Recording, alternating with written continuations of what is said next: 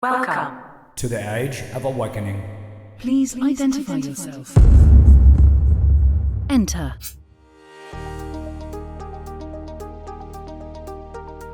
Triple P Nation, welcome back to this week's episode of the Triple P Life podcast. I'm your host, Dr. LaGuardia, and it is a pleasure to be behind this mic, sharing great content, great guests that are going to help uplift you and empower you to live your Triple P life, which is all about empowering your dreams, igniting your passion, and accelerating your prosperity in the key areas of life. And this week, my guest is Rand Seelig. Rand has a great new book out called Thriving. It's how to create a healthier, happier, and more prosperous life. Where have you heard that before, Triple P Nation? I saw this come through and through Rand's publicist, and I said, wait a second, he and I have very similar missions, so I got to have Rand on. Great conversation, wonderful man, incredibly accomplished in so much as an entrepreneur, a coach, board member, scoutmaster. He's done it all. He has an MBA from Stanford, and just really, really a wonderful human being with a great message. And you're going to hear that message here shortly.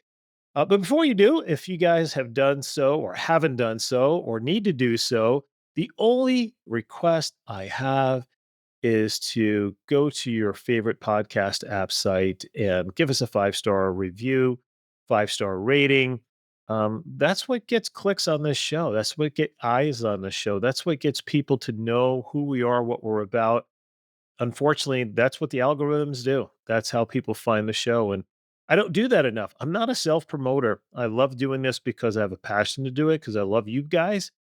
But people say to me, Jay, make sure you're getting that information out there, because unless you ask, you're not going to receive. And I know that to be true. It's just one of the laws of the universe. So I'm asking you to go to those websites, go to YouTube. If you haven't checked out YouTube, you get to see me and our guests, recording there. Of course, leave a comment, subscribe, follow, hit the bell so you know when the episode's going to be dropped.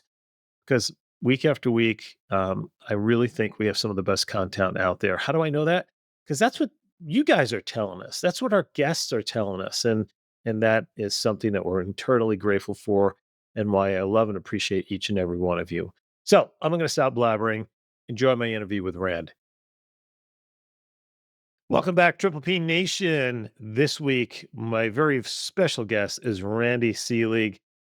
Randy has just done about everything, but he's an accomplished entrepreneur, a coach.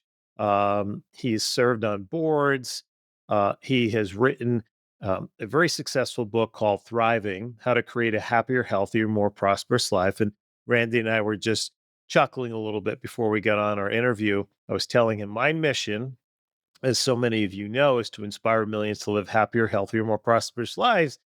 And so I'm excited to have this conversation because we're very symbiotic in our thought. Randy, welcome to the show. Thanks so much for having me as your guest, Jay. Great. Yeah, our pleasure, and are very grateful. So, as I mentioned, you have accomplished a lot in your life. You've done an awful lot.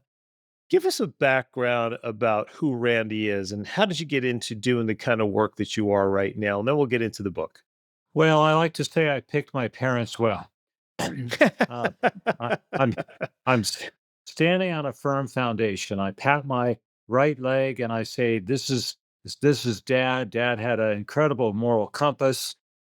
He was a very disciplined person. Mom loved science, very curious, loved nature, and both of them, I rub my tummy, both of them were all about service. And I raise my arms above and I say, I built the rest on top of that. So part of my DNA is about service, and I bring service and a sense of excellence into everything I do.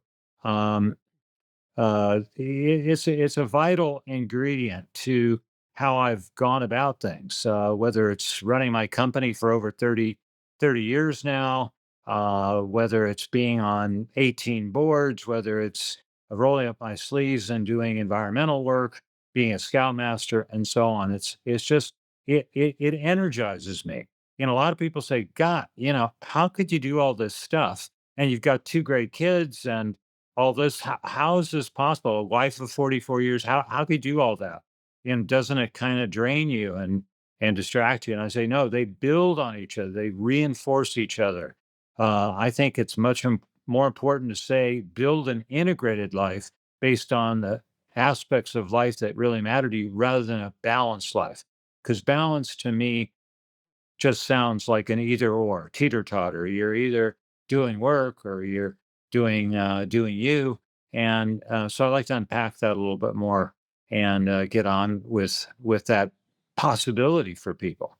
Sure, I've never heard it put that way. Build an integrative life. Yeah, I mean there were probably about 7 to 10 years ago, balanced life was all the rage, and you and I both know that's an illusion. Yeah. There's reasons and seasons. There's times we got to focus on family. There's times we got to focus on our business. There's times, where we got to really focus on our health. That this illusion of thinking, well, I'm going to spend 4 hours on my business, 4 hours with my family, 4 hours, on my health and my well being, just doesn't exist. And I think it creates an unrealistic expectation for people. But the integrative method I've never heard before, and it's brilliant.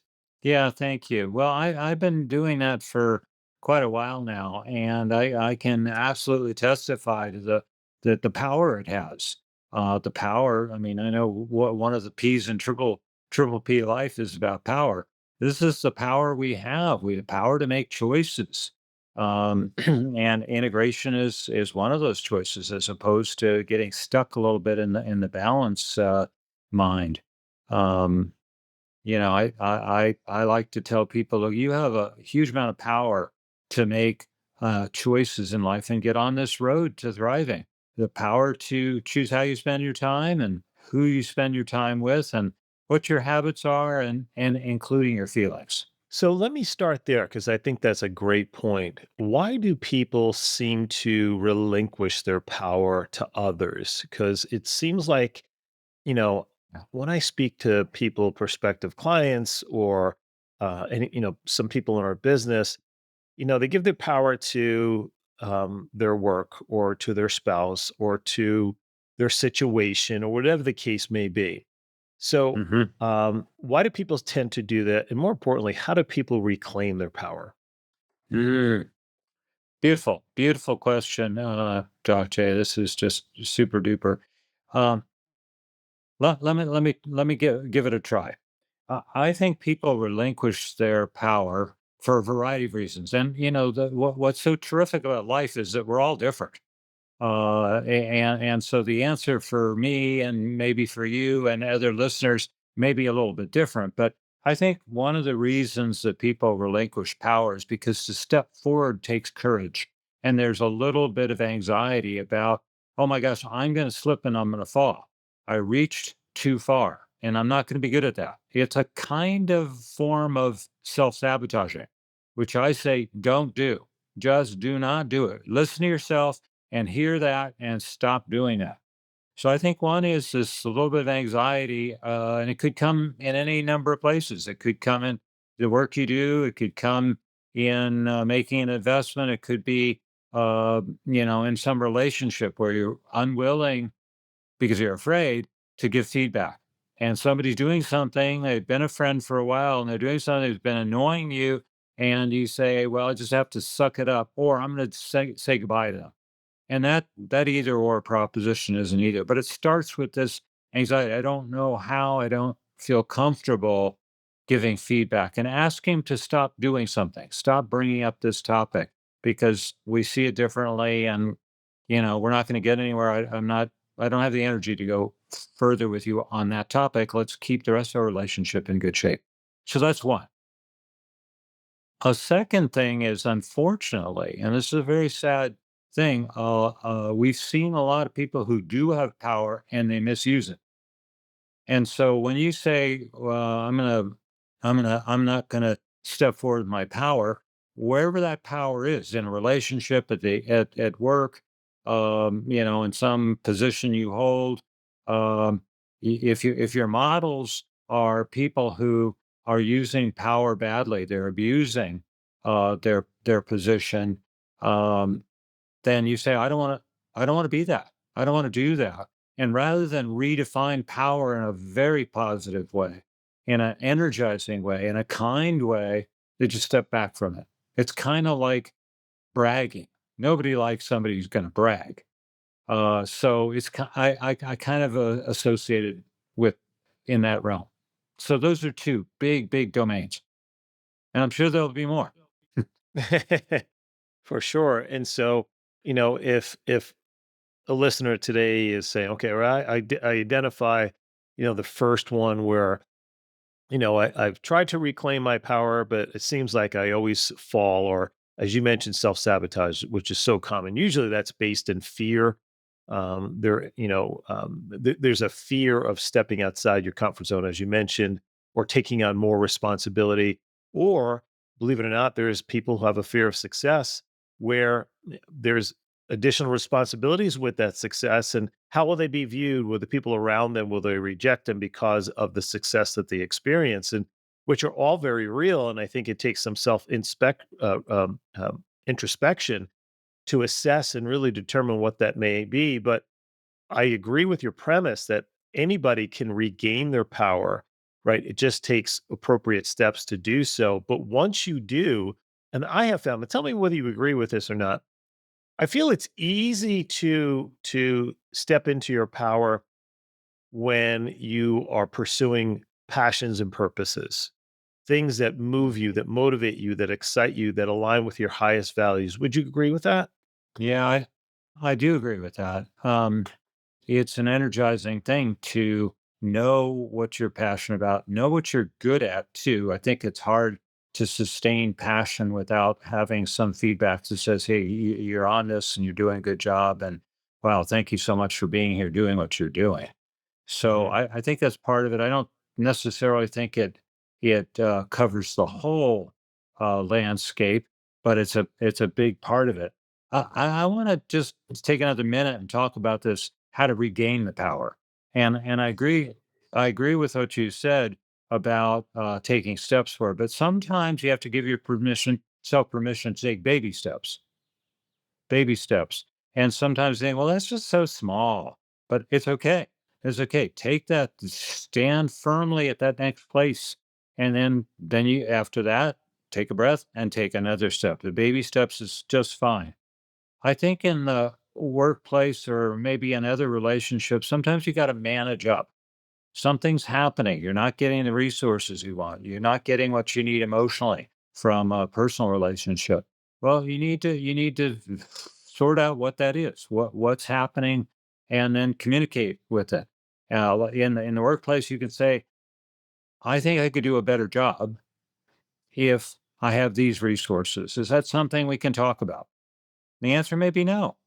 But if the answer is yes, then you have to be prepared to say what it is. What are those resources and why it's going to make your performance better? Or why are you going to contribute more with those resources? That's managing up. I tell people you can manage up in terms of your parents and anybody. It's just a process. It doesn't have to all flow downhill. And then the third thing I want to just inject into this whole equation is you have to ask questions to regain power, and especially if you had it and you gave it up, or you're looking at it but you're kind of a little unsure what it's going to lead to.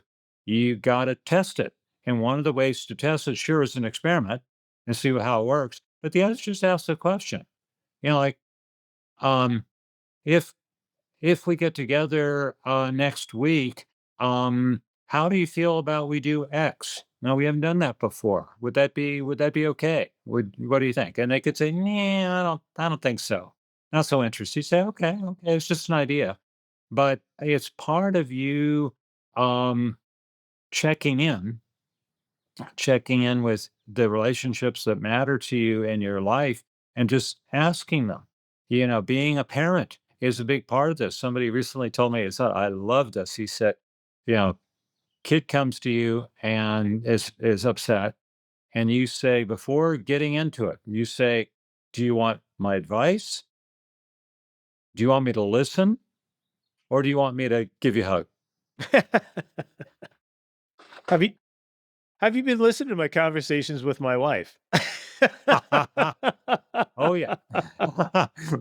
Well, because it's funny, guys tend to be fixers. And so, when she would have challenges right away, I would interject and give solutions. And then one day she says, I'm not really looking for a solution. I just want to vent. I said, okay, I'll be here and I said, okay, if you want some assistance, then just ask. Right. So it was many months afterwards. And, uh, and I kind of got the sense that she just needed somebody to vent to. And I was sitting there and she goes, well, you have nothing to say. I'm like, do you want my opinion? So Well, it's getting that permission, right? to getting the permission, absolutely. And there's something called generous listening. Generous listening. It's a domain of really great importance. Generous listening is where you're listening to see feelings. You're listening certainly to understand how the person's what the issues are, whether they're mind issues or heart issues or experience issues. You're listening with those. Uh, you're listening so that you're not framing a question while you're listening. You're just getting what's going on physically. How's the person's body? All these are part of generous listening. And at the right time, then you could say, "This is fabulous. Let me see if I've got this." And you can repeat did I get it all? Is there something I missed about it? And they could clarify something. You say, well, you got three of them, but I mentioned a fourth thing you didn't mention in your summary. I go, thank you. That's really great. Anything else?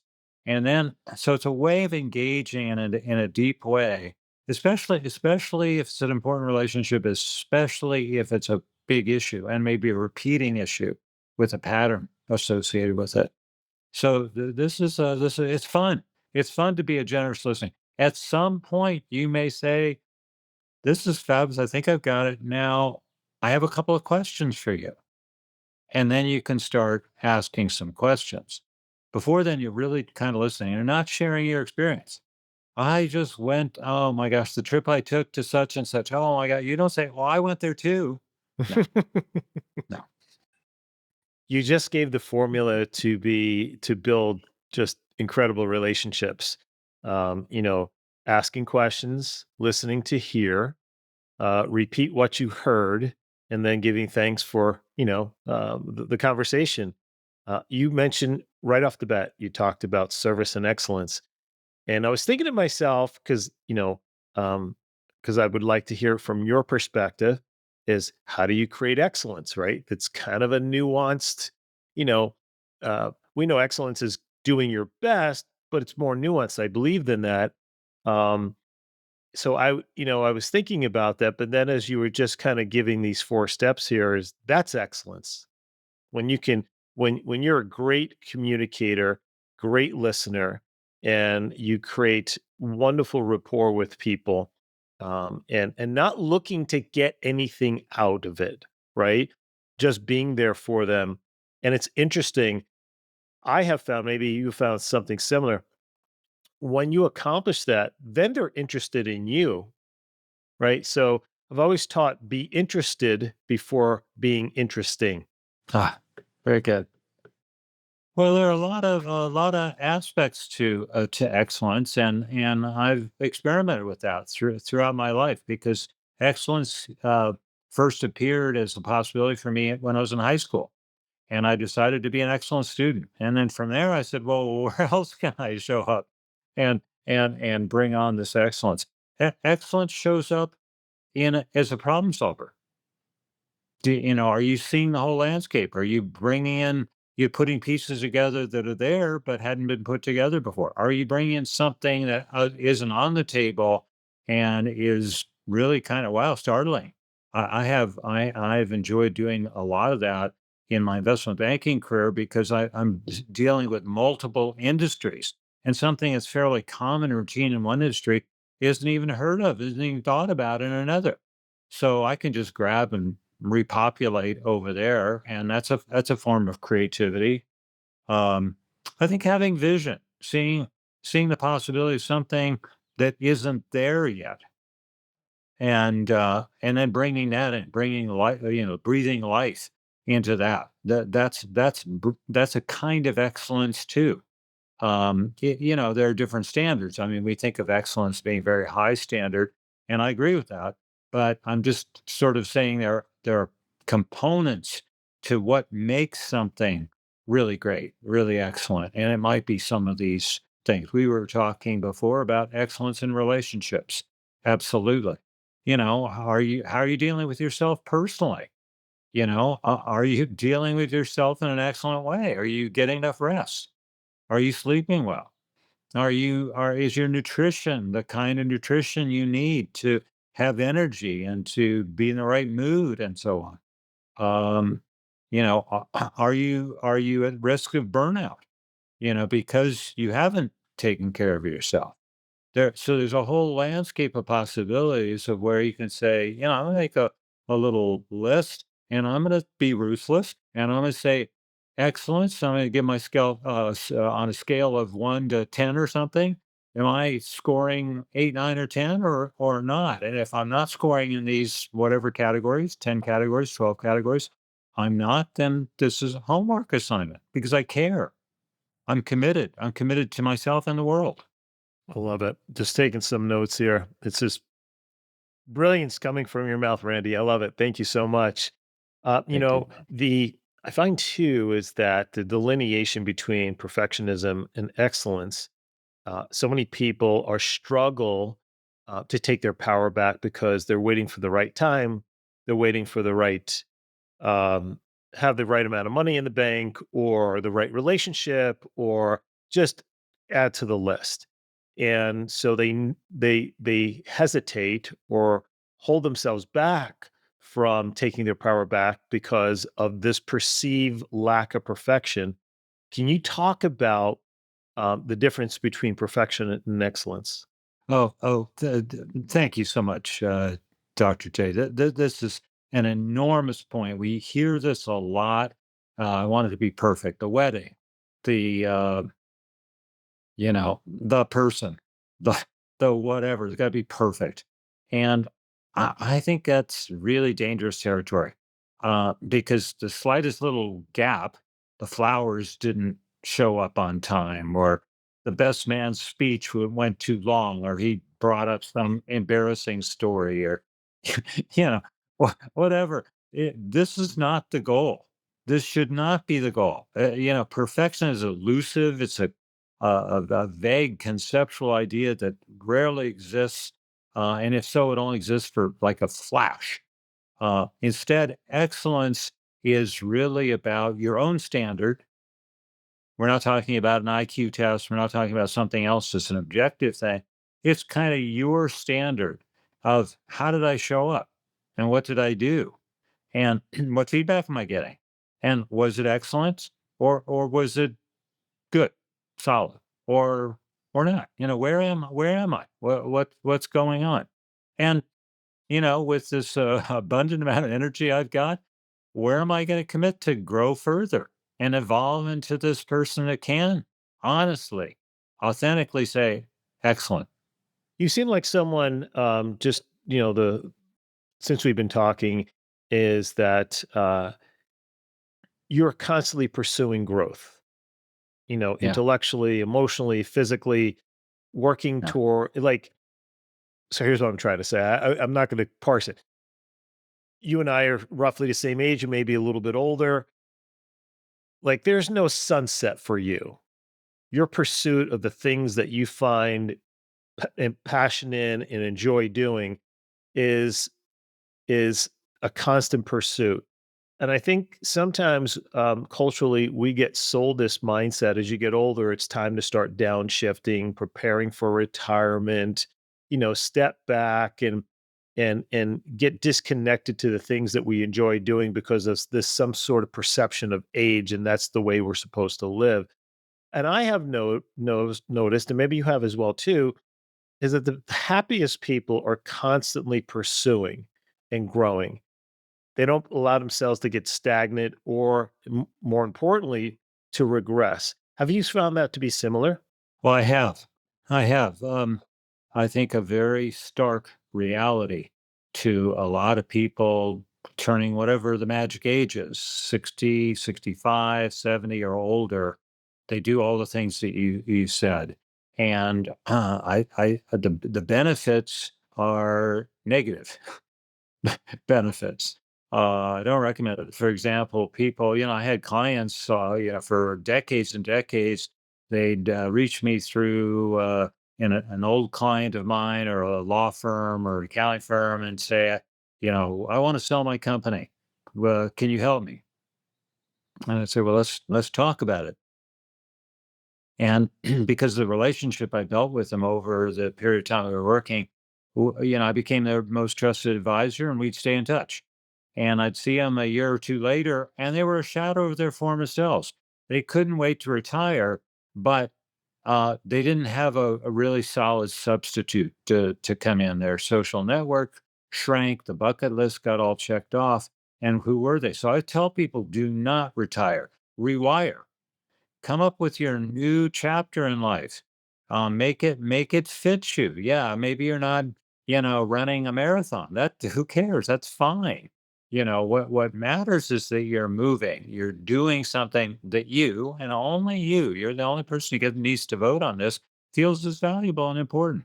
That absorbs who you are as a person on the planet. The planet needs our help. A lot of people need help. What are you doing out there?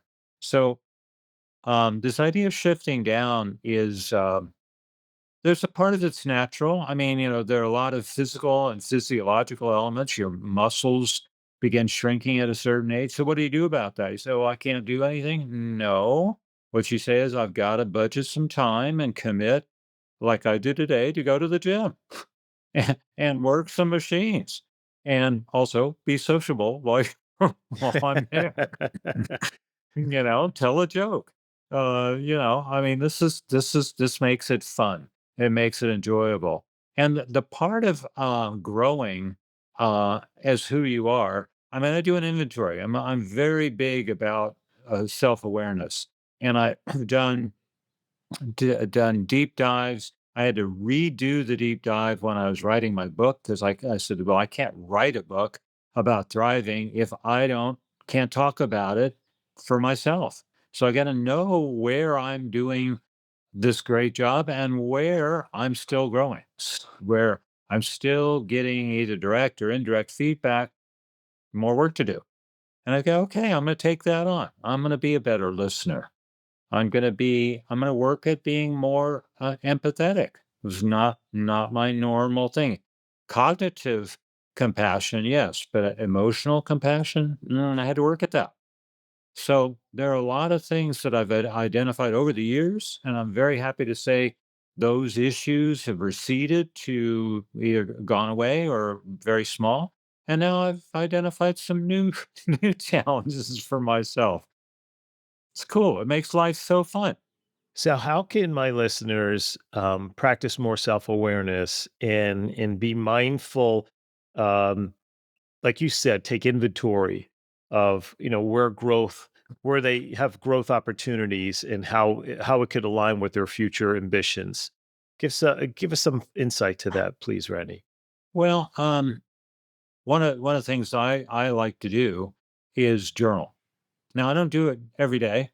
I do it especially when I'm struggling. There's some things going on, a set of emotions happening, and I go, I don't think I really know what's happening here. I'm not feeling good about it. I'm not. It's not a clean emotion. It's not a single emotion. It's a jumble.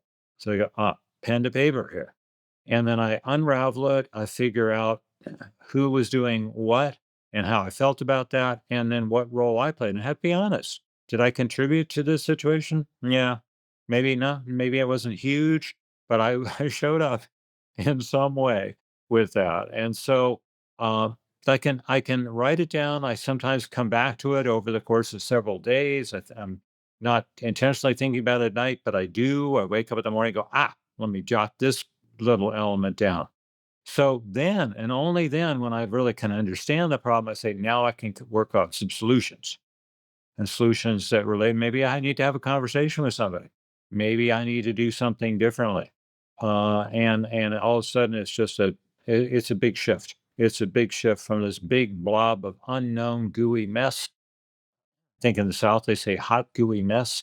Um, to hey, I'm in charge. I am driving my own bus, and, and I'm the author of my story, and so I'm in charge now because I have understand it and I have a solution, and I'm going to try it. And it may not work exactly perfectly the first time, but I'm committed. I'm excited about that.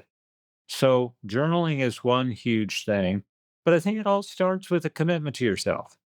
If you're sitting back, and I've dealt with so many people who are, in retirement homes or who are not working for a living anymore, and they go, well, everything's fine. It's just it's fine. You know, like so what? You know, they're not all fully alive.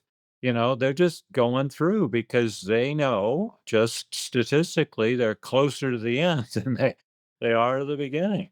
So that they don't understand, I think, that there are a lot of choices that they can inject, things they can do in their life that will have them show up, like themselves, believe in themselves, create these relationships, do something with their time that they think is really good. Go out with a big blast. Couldn't agree with you more. So, what inspired you to write Thriving? And you said it's been out about a year, and Yeah. so I'm excited to know what really sparked that ambition to write this book, and what is the message you want the reader to get? Well, I've had sort of a series of philosophies about life, how to live life for a long, long time, but they were all sort of piecework. And so I decided that I needed as kind of a legacy project for my family to really write this up. And I wisely went to three friends who knew me really well and who have several of them had written books of their own and said, "Could you read the manuscript and be honest? Tell me what's missing, what you don't like about it." And I don't not really interested in hearing about the typos, but of course you have some. Let me know about those too. And all three of them came back and said, "No." I caught my breath and I said, "Oh, no, throw this one away." And they said, "No, no, this is so important.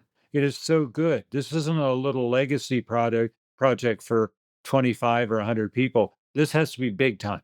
This is a gift you're making to a lot of people because what you're talking about is so many ingredients for creating a life that matters. You can that matters to you and matters to the world.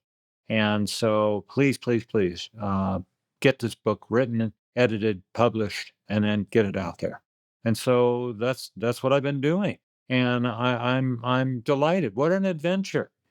I mean, how many thousands of books have I read in my life, and I never sort of pulled back the Wizard of Oz screen and said, what's behind the curtain? What does it take to write a book? Well, I found out. And it's a marvelous thing. It is. It includes unintended consequences like meeting great people like you, Doc J. It's just super duper stuff. Well, I appreciate that. One of the things you talk about is defining success. So, how does someone define success, and is it unique for individuals? Yeah, super important because this occupies so much of our society's mentality. A lot of people, I mean, the standard is success is a financial thing. And then that'll show up in your toys. What kind of car you drive, or what kind of watch you have, or the list is long. And I think to a large extent this is very personal, but the categories are not necessarily personal. I think it's just how you assemble and what you prioritize. So I saw, because I helped a lot of people make more money by selling their companies. I saw a lot of people who I did not think were successful. And my evidence for that is I looked at them and all around them are broken relationships, either business relationships or personal ones. I saw their bodies. They had been so focused on going to the next step with their company and making money, that they had not taken care of themselves physically or emotionally. So I said, this is the what not to do, but what is the to do? How do then I define success? So my definition goes back to a sense of integration. It's a whole series of things. It's what I call a portfolio. So the portfolio for me includes financial well-being, of course, but I also know what's enough. It includes physical and emotional well-being. It includes being grateful. Oh my gosh, I am grateful routinely, at least several times a day, because I open my eyes and look around and say, "Oh my gosh, I am very fortunate and am pleased to have the life I've built for myself. It wasn't handed to me; I had to create it." So gratitude's huge. I include spirituality. I think spirituality is indispensable because I define it this way. I define spirituality as being humble and in awe. The way I see that is about nature. And it doesn't take me very long to go, oh my God, look at that bug. Look at that little, flower coming along. That, whatever I'm looking at, I go, wow, this has been here for so much longer than human beings. How did it do that? I get curious. I get excited, and if I'm hiking with somebody else, I'll stop and say, look at this. Well, we'll come back to our conversation in a minute, but look. Sometimes we're down on our hands and knees looking at this little creature. Um, and humility is really important when you've accomplished something. You know, Jane Goodall has this great line. She was at a big convention and had this unbelievable introduction, which of course is almost entirely true. And she said, "Well, thank you very much, but when you see a turtle on top of a telephone pole, you know it didn't get there by itself." So humility is a very big deal. And when you're humble, you also realize that you're not this perfect being yet. And that some of the things you did in the past don't measure up to your standards today. So all of these are multiple ingredients. Relationships. I don't mean to leave that to last, but it is a big anchoring thing. What is the relationship you have with yourself? The relationship with yourself is the most important relationship you'll have in your entire life. So what is it? How is it? And the relationship with colleagues, with friends, with family. All these are different. All of them needs attention. All of them can be complicated. So this is how and that's my choice. It's how I look at things. It's robust. Other people can say, I'm going to, for me, it's really about these three things or these five things, not 20 things or whatever. That's fine. That's fine. Success has to be owned. Wow, what a great statement right there. And perhaps obviously earn too. Yeah. Yeah, Yeah. I love it. Yeah. I mean, it's so good. The integrated portfolio, I love it. It's comprehensive. I love the fact of the humility and the spirituality part of it as well. When you talked about relationships, the most important relationship we have is with ourselves. And unfortunately, many people struggle with self love, and that's why they engage in so many destructive behaviors. You talked about clients who maybe had business or financial success, but their relationships were in tatters. Their physical well being was destroyed because they didn't invest the appropriate amount of time to take care of themselves. And really, what does the money matter at the end of the day if you can't enjoy it? You know, Or put it to good use. put it to good use, right? And so perhaps even generosity, right? Giving back into your community or to the issues that are important to you could be another element that you could add to that.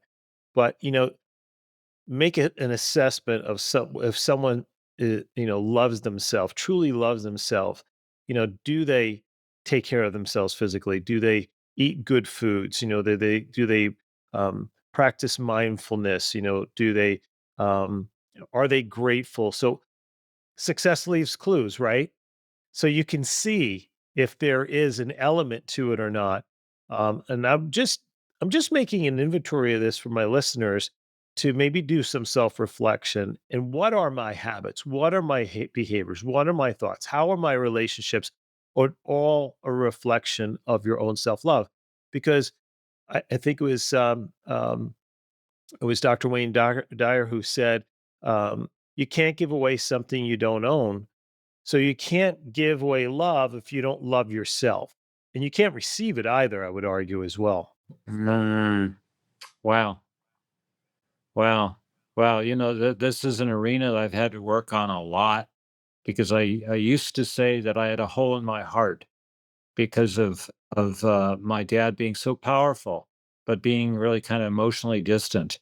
And my mom had unconditional love for me, but she was in dad's shadow. So I didn't feel the power of that love the way I might otherwise. So I had to work at that. I had to work on myself, and I had to work at creating relationships with people who men or women say, I love you. Yeah. Yeah. Lovely thing I to think hear. that's so true. Yeah. I think that is so true. That is so, so true.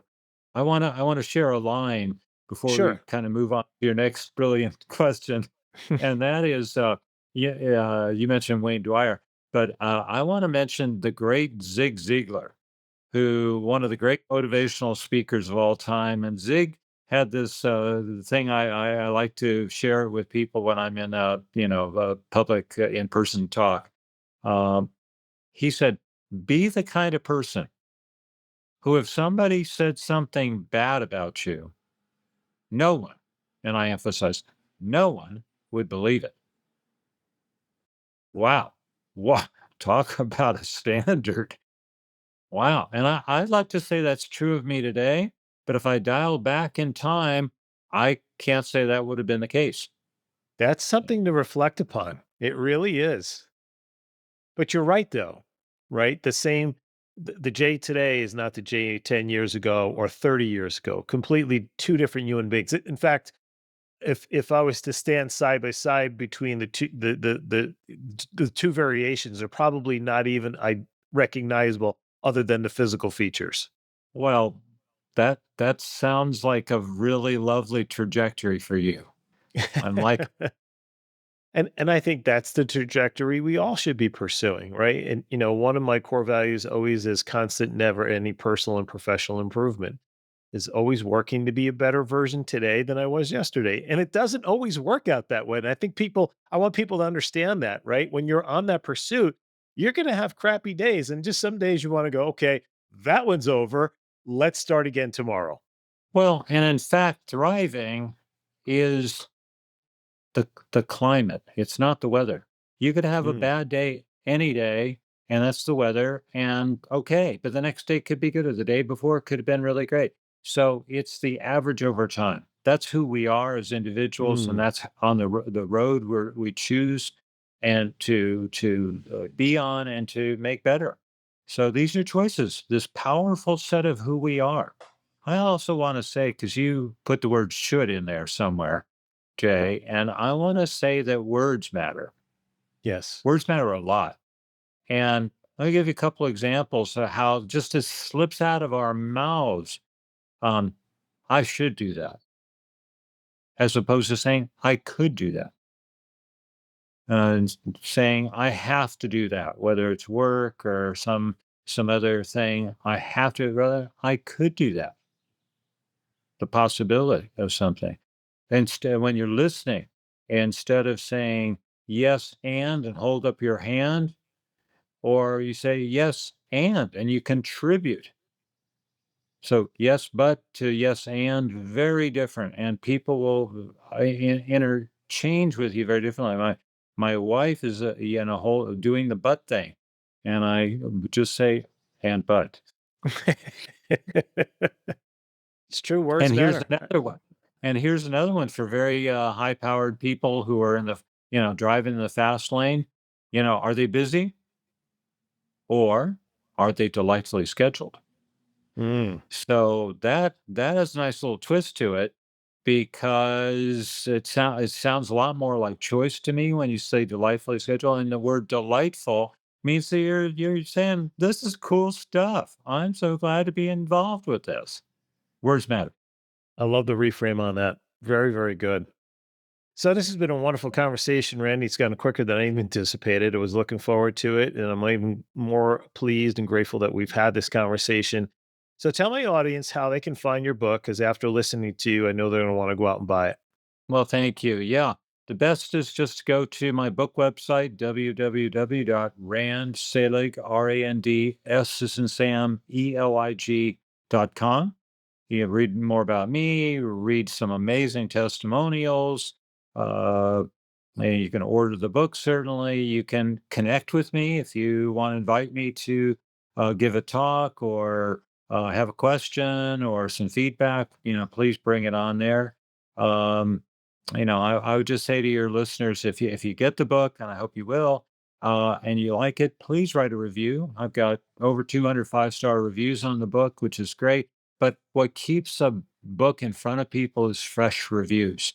So I would appreciate that too.